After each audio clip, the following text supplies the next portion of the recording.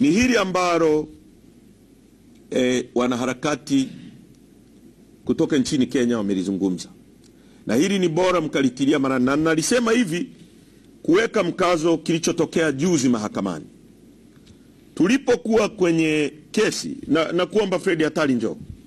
Fred njoo. Tulipokuwa kwenye kesi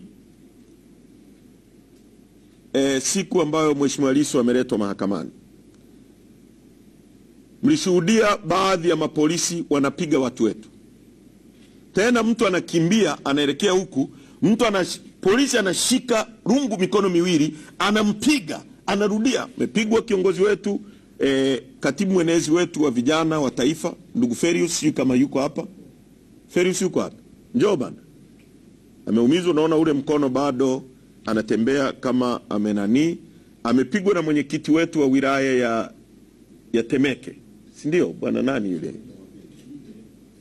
Amekuja naye.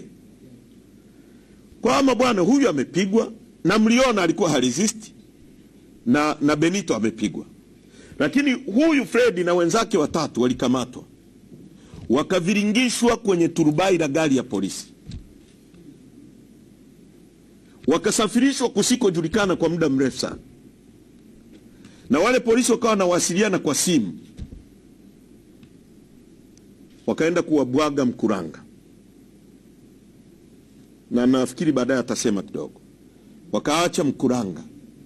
Sasa hao walipigwa tu, lakini huyu Fred na wenzake walichukuliwa wakaenda kuachwa Mkuranga, na ni baada ya wale polisi kupokea oda kwamba hao waacheni. Sasa kama wasingepokea hiyo oda, leo tungekuwa tunasema Fred Hatari na wenzake wako wapi. Hili linatusaidia pia kuzungumza kuhusu yaliyomtokea Boniface Mwangi na yule binti anaitwa Agatha Atuhaire. Na nimemsikia tunaongozwa na watu wa hovyo sana katika nchi hii, ambao wataingiza nchi kwenye crisis kubwa kimataifa, kidiplomasia na kila kitu, alafu tutakuwa kwenye matatizo makubwa sana. Watu wanaituhumu serikali kwamba imewakamata, imewafanyia vitendo vya sodomi, na kuna watu wamelalamika kuhusu kufanyiwa vitendo vya sodomi katika nchi hii, na kuna wengine waliogopa kusema. Nampongeza bwana Boniface Mwangi kwa kuwa muwazi, lakini msemaji mkuu wa serikali anasema waliwakamata tu, walivunja sheria, hawakufuata utaratibu kuingia kwenye nchi hii, kwa hiyo waliwakamata kwa kuvunja sheria. Unapovunja sheria haui deported. Na unasikia hata waandishi mnahoji watu, mimi napata shida sana na nchi hii, kuna matatizo makubwa tunabidi kuyarectify. Unapomhoji msemaji anasema hao watu walivunja sheria. Unapovunja sheria unatakiwa kufanywa nini? Sio kwenda kuteswa. Anasema nchi hii sio shamba la bibi. It's true, sio shamba la bibi. Ndio maana tunapinga wizi wa mali za umma. Hatutaki nchi yetu iwe shamba la bibi. It's true, hatutaki nchi iwe shamba la bibi. Lakini kama mtu amevunja sheria, sheria zetu zinasema akamatwe, apelekwe kwenye kituo cha polisi, familia yake itambulishwe, afunguliwe mashtaka. Yako wapi mashtaka aliyofunguliwa Boniface Mwangi kwa kosa lolote katika nchi?